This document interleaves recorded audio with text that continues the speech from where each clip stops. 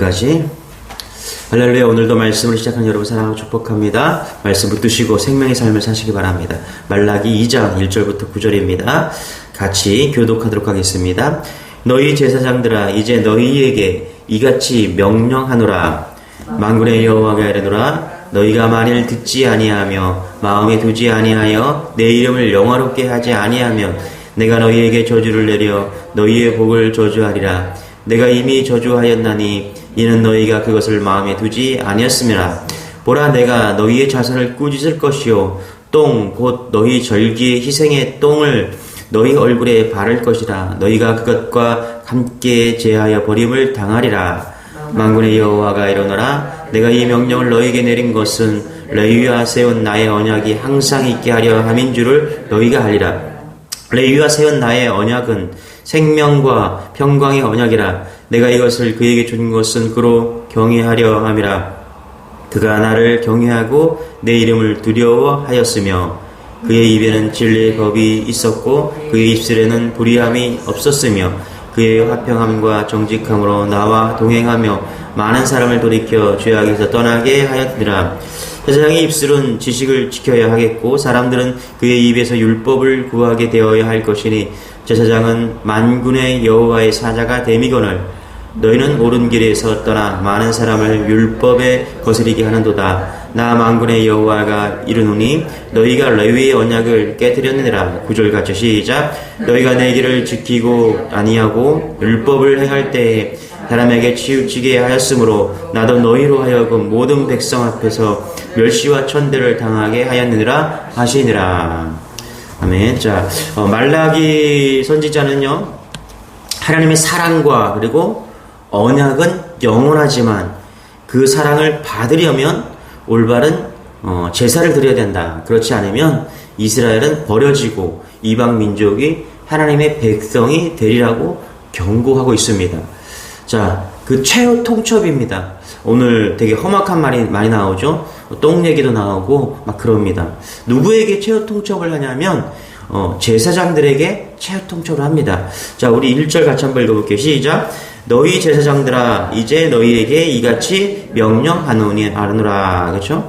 말라기 2장에서는 이스라엘 백성들의 영적인 지도자 제사장들이 극도로 부패했다라는 것을 지금 이야기합니다. 그러면서 그들에게 최후 통첩을 내리고 있다는 것입니다. 여러분, 제사장들이 하는 일이 뭘까요? 율법을 가르치고 그리고 올바른 판결을 내려주고 백성들이 죄로 인한 저주를 받지 않고 죄사함을 받아서 오늘 말씀해 보면 생명과 평강을 누릴 수 있게 한다, 이렇게 이야기를 합니다. 그런데 이 제사장들이 오늘 타락한 거예요.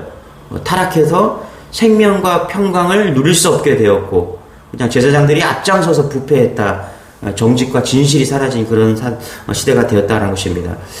여러분, 제사장들 그러니까 뭐 목사님들 이렇게 이야기하는 것 같죠? 근데 구약 시대에는 그럴 수 있어요. 그런데 우리 신학의 시대를 넘어서 이제 현대를 살아가고 있지 않습니까? 제사장들 구별된 사람들이었죠. 구약에서는 레위 족속 사람들이었습니다. 그런데 이제 신약으로 와서는 완전히 달라지죠. 왜 그렇습니까? 우리를 가로막고 하나님과 우리 사이를 가로막고 있던 그 휘장이 완전히 갈라졌기, 찢어졌기 때문입니다. 예수 그리스도의 오심과 십자가의 죽으심으로 인해서 휘장이 찢어졌습니다. 이것은 하나님과 사람 사이를 가로막고 있었던 그 지성소와 성소의 구별이 없어진 것입니다. 더 이상 성막조차 필요하지 않은 그런 상태가 되었다는 것입니다. 그래서 이제 제사장이 필요가 없어졌어요. 예배하는 구약에서 그 제사장, 대제사장이 필요가 없어졌다는 것입니다. 그래서 각자가 말씀으로 묵상하고 기도함으로 하나님께 직접 나아갈 수 있었다는 것입니다. 자, 제사장이 필요 없게 되었는데 믿는 우리가 직접 제사장이 된 것이죠. 그래서 어떻게 해요? 이것이 만인 제사장설이 되었다는 것입니다. 우리 모두가 각자 하나님께 예수님께 하나님께 나아갈 수 있게 되었다는 것입니다. 그래서 어떻게 해요? 우리가 예수님의 이름으로 기도드립니다. 이것은 놀라운 고백이에요, 여러분. 우리가 기도하고 나서 예수님의 이름으로 기도드립니다, 이렇게 얘기하잖아요. 그렇죠? 이것이 뭐냐면 대제사장의 역할을 예수님께서 감당해 주신다는 것입니다. 이 고백만 있으면 우리가 하나님께 나아갈 수 있고요. 우리가 기도하면은 하나님께 상달이 되는 것입니다. 그래서 예수 그리스도 이름으로 기도드립니다. 이렇게 기도하는 것입니다. 자, 요한계시록에 보면은 1장, 5장, 20장에 보면은 이렇게 말합니다. 우리를 나라와 제사장으로 삼으셨다. 제사장으로 삼으셨다라고 요한계시록에 고백합니다. 또 베드로전서 5장, 2장 5절에서 9절에 보면 또 이렇게 얘기합니다. 오직 너희는 택하신 족속이요 왕같은 제사장이요. 그렇죠? 왕같은 제사장이요. 그러니까 구약의 제사장보다 신약의 이 제사장 설이 더 높은 수준으로 올라갔다라는 거예요. 구약에서는 끼케야 대제사장인데 신약에 와서는 하나님의 자녀가 되었대요. 하나님의 친아들, 하나님의 딸이 친딸이 되었다는 것이죠. 그래서 여러분 오늘 본문은요 목사뿐만 아니라 모든 성도들을 향한 하나님의 말씀이고 명령이라는 것입니다. 여러분 어느 사회든지요 그 사회가 축복을 받을지 저주를 받을지 누가 택합니까? 하나님이 선택을 하세요. 하나님이 복을 주고 저주를 줍니다. 그렇다면 누구를 봐요? 믿는 우리를 본다는 거예요. 이 대제사장 역할을 감당하고 있는 믿음의 자녀들 각자 우리를 통해서 하나님의 복을 주실지 구원해 주실지 심판하실지 하나님께서 보신다는 것입니다. 그래서 여러분 오늘 이 말씀은 제사장들에게 하는 말씀이다. 그것이 우리에게 하는 말씀이다. 그러므로 우리가 믿음으로 살아야 된다. 하나님께서 우리를 보고서 저주할 것인지 복을 줄 것인지 하나님께서 심판하시고 판단하시기 때문이라는 것입니다. 여러분 제사장의 역할을 감당하는 우리가 믿음으로 사는 여러분 되시길 바랍니다. 우리에게 모든 것이 달려있기 때문에 그렇습니다. 우리에게 복이 있고 이 땅에 구원하는 놀라운 사명이 있는 것입니다. 의인 되십시오. 믿음으로 사십시오. 그것이 세상을 구원할 이름입니다. 여러분 경제적으로 우리가 열심히 돈을 벌어서 정치적으로 뭔가를 해서 이 땅을 구원하는 게 아닙니다. 어떻게 해요? 믿음으로 살아갈 때 이 땅을 구할 수 있다는 것을 여러분 잊지 않는 여러분 되시길 바랍니다. 그리고 이 땅은요 경제적으로 정치적으로 망하는 게 아니에요. 하나님이 심판해서 망하는 것입니다. 하나님이 심판하고 하나님이 복 주시는 거예요. 그러면 어떻게 복을 줘요? 정치를 잘하면 복을 줍니까? 경제적으로 부유하면 복을 주십니까? 아니에요. 어떻게 해요? 믿음의 백성이 되는 것입니다. 할렐루야. 이것을 감당하는 것이 우리예요. 여기 심판과 저주와 복이 다 달려있는 것입니다. 여러분 그렇게 믿음으로 우리 승리한 여러분 되시길 바랍니다. 우리 2절입니다. 같이 시작. 만군의 여호와가 이르노라 너희가 말을 듣지 아니하며 마음에 두지 아니하여 내 이름을 영화롭게 하지 아니하면 내가 너희에게 저주를 내려 너희의 복을 저주하리라. 내가 이미 저주하였나니 이는 너희가 그것을 마음에 두지 아니하였음이라. 자, 제사장이 해야 될 일이 뭐냐? 듣는 것과 마음에 두는 것과 하나님의 이름을 영화롭게 하는 것입니다. 우리 모두가 해야 될 일입니다. 그렇지 않으면 저주를 내리신다라고 말합니다. 너희의 복을 저주하리라. 여러분 잘 보세요. 여기 보면 너희의 복을 저주한다 이렇게 얘기합니다. 여러분 하나님은 우리의 복을 빼앗고 저주를 준다고 하지 않고요. 뭐라고 하세요? 너희의 복을 저주하신대요. 여러분 무슨 말이에요? 우리가 복이라고 생각하는 모든 것들이 저주가 되게 하겠다라는 것입니다. 그러니까 이런 거예요, 여러분. 우리가 하나님의 말씀을 듣지 아니하고 마음에 두지 아니하고 하나님을 영화롭게 하지 않으면요, 복이 저주가 된다고 하는 것이에요. 예를 들어서 여러분 경제적으로 부유해요. 우리가 경제적으로 부유합니다. 그런데 이 한국 땅이 부유한 나라가 되었잖아요. 그런데 하나님의 말씀을 듣지 아니하고 하나님의 마음에 두지 아니하고 하나님을 영화롭게 하지 않으면요, 이 경제적인 부유가요, 이 복이 어떻게 해요? 저주가 된다는 것입니다. 건강이 복인 줄 알았는데 건강 때문에 저주가 된다는 거예요. 자녀가 복인 줄 알았어요. 그런데 자녀 때문에 저주를 받게 된다는 것이죠. 여러분 그럴 수 있잖아요. 우리 자녀가 정말 잘 됐어요. 좋은 대학교 들어가서 그냥 고속도로를 막 달리듯이 막 승진하고 하는 일마다 잘 되는 거예요. 자녀 때문에 복을 받는 것 같아요. 그런데 그 자녀에게 문제가 생겨서 저주가 되는 거예요. 온갖 그 가정이 패가망신 당하는. 하나님이 오늘 우리에게 하나님의 말씀을 듣지 아니하고 마음에 두지 아니하고 영화롭게 하지 않으면요, 우리가 복이라고 생각하는 그것을 어떻게 해요? 저주로 바꾸신다는 것입니다. 여러분, 새해가 되면 새해 복 많이 받으세요 이렇게 얘기하잖아요. 그렇게 인사하지만 복 많이 받으면 뭐예요? 그게 저주가 된다는데, 하나님이 지금 그렇게 말씀하고 있다는 것입니다. 우리가 알잖아. TV 보면 뭐 장관이 나와서 청문회를 하지 않습니까? 저는 참 불쌍하다고 생각해요. 그 자리까지 간 거는 복이잖아요. 그렇지 않습니까, 여러분? 장관이 될 것 같아요. 이제 청문회만 넘으면은 장관이 될 수도 있어요. 그런데 거기까지 간 것도 굉장한 사람이에요. 그런데 청문회를 통해서 우리는 보게 되잖아요. 저게 복이 아니라 저주가 되는구나. 그래서 청문회를 통해서 그냥 그만둔다고, 스스로가. 완전히 그냥 저주가 되잖아, 그렇죠?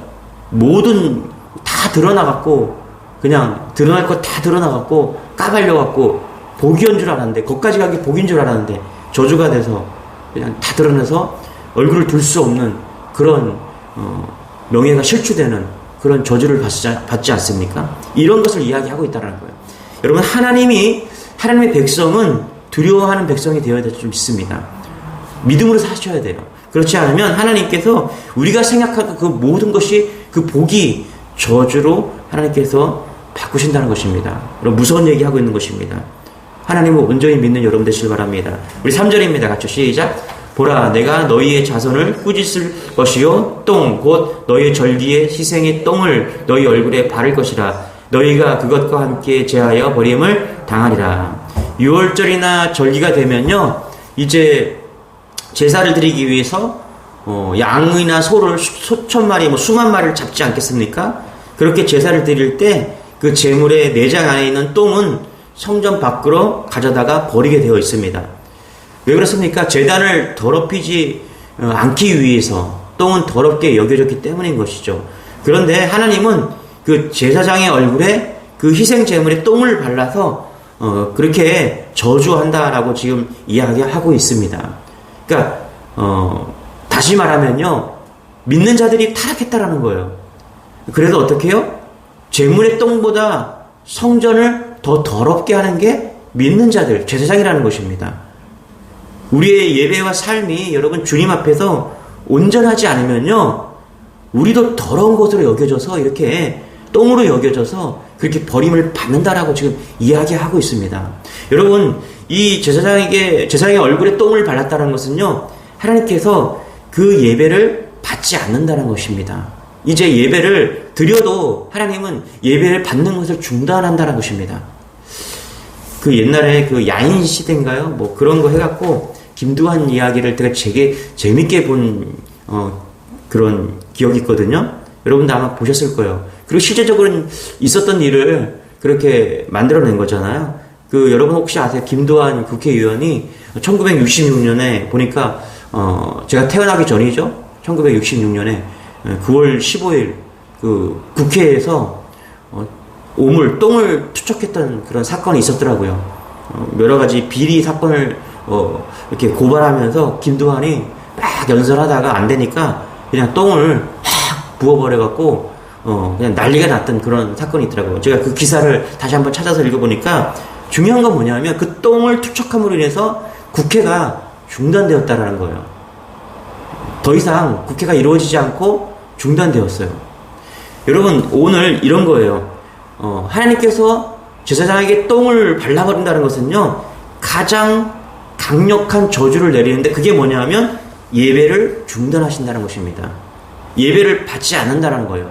똥을 제사장의 얼굴에 바른다는 것은요, 이제 예배가 예배되지 않게 만든다는 거예요. 여러분, 제사장은 똥으로 인해서 더러워졌기 때문에 제사를 드릴 수가 없게 된 거예요. 드려도 소용없는 그런 제사가 되었다는 것입니다. 그리고 제사장은 짐 밖으로 똥같이 버려진다는 것을 지금 보여주고 있다는 것입니다. 여러분, 하나님을 듣고 마음에 두고 영화롭게 하는 예배를 드리는 여러분 되시길 바랍니다. 그러나 하나님이 이제 그 예배를 받지 않는 날이 온다라는 거예요. 그게 가장 큰 저주라는 것입니다. 하나님은 우리를 선택하셨어요. 이스라엘 백성들을 선택하셨습니다. 그 이유는 하나예요. 뭐라고요? 예배하는 백성으로 삼으시기 위해서입니다. 그 예배를 통해서 받으시고 우리와 교제 삼으시고 우리와 관계 맺기를 원하시는데 이제 그것이 심판이 되고 저주가 된다는 것입니다.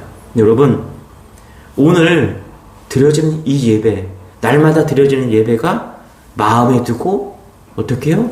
하나님을 듣고 하나님을 영화롭게 하는 그런 예배가 되기를 원합니다. 진정으로 드려야 돼요. 진실로 드려야 돼요. 그렇지 않으면 하나님은 받지 않으신다는 것입니다. 그런데 여러분, 우리가 기억해야 될 것은 뭐냐면 하나님은 우리를 저주하고 망하고 그렇게 원하시는 분이 아닌 것입니다. 이렇게 저주를 이야기하는 것은요, 하나님은 우리를 사랑하고 회복하기 위해서, 회복시키기 위해서 이렇게 말씀하신다는 것을 잊지 않는 여러분 되시길 바랍니다. 우리 4절 5절입니다. 같이 한번 읽어볼게요. 시작. 만군의 여호와가 이르노라 내가 이 명령을 너희에게 내린 것은 레위와 세운 나의 언약이 항상 있게 하려 함인 줄을 너희가 알리라. 5절. 레위와 세운 나의 언약은 생명과 평강의 언약이라. 내가 이것을 그에게 준 것은 그로 경외하게 하려 함이라. 그가 나를 경외하고 내 이름을 두려워하였으며. 자, 뭐라고 그래요? 이것을 하는 이유는 언약 때문이다. 레위와 세운 나의 언약, 생명과 평강의 언약, 그것을 너희에게 주기 위해서 내가 다시 상기시키고 있다라고 지금 이야기하고 있다는 것입니다. 여러분, 이 생명이 뭐예요? 생명은요, 그냥 생명이 아니죠. 어떤 생명입니까? 그 생명이에요. 그 생명. 예수님께서 십자가의 죽으심으로 인해서 우리를 구원해 주신 그 생명입니다. 그 생명의 언약을 지키기 위해서 지금 내가 언약을 이야기하고 있다. 다시 말하면 뭐예요? 약속을 지금 다시 말하고 있는 것은 그 약속을 지키라는 것입니다. 그러면 생명과 평강을 얻게 된다는 것입니다. 여러분, 이 생명과 평강을 얻는 여러분 되시길 바랍니다. 이 땅에 있는 것에 만족하는 인생이 아니에요, 여러분. 우리는요. 우리 주님의 백성들은요, 이 땅의 것에 만족하는 것이 아니라 영원한 생명과 영원한 평강을 얻은 백성인 것입니다. 여러분, 이것을 누리는 여러분 되시길 바랍니다. 세상 것으로 만족하는 것이 아니라 하나님이 주신 그 평강과 생명으로 만족하는 거예요. 비견될 수가 없습니다. 이 땅의 것으로 비견될 수가 없는 것입니다. 이 놀라운 생명과 평강이 오늘도 여러분의 삶을 통치하는 그런 은혜가 있기를 소망합니다. 그럴 때 달라지는 것입니다.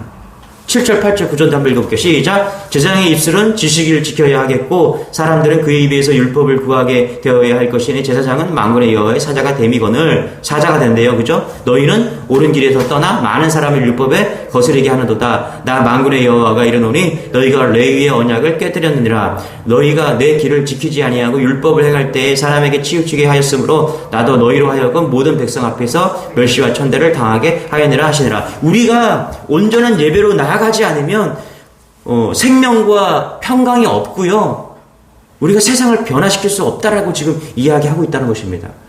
여러분, 우리 안에 생명과 평강이 있잖아요. 하나님이 주신 생명과 평강이 있으면요, 인생은 다른 것입니다. 여러분, 요즘 뭐 비디오 시대 이렇게 얘기하잖아요. 그렇죠? 뭐 핸드폰으로 찍고 뭐 카메라로 찍고 막 찍어서 유튜브에 올리고 사람들이 막 보게 합니다. 그러면서 이 시대가 어떻게 되었어요? 개독교라고 이야기를 막 합니다. 그런데 이 개독교라는 똥 묻은 그런 오명을 벗을 수 있는 길이 있습니다. 그게 뭐예요? 생명과 평강입니다. 율법을 지키는 거예요.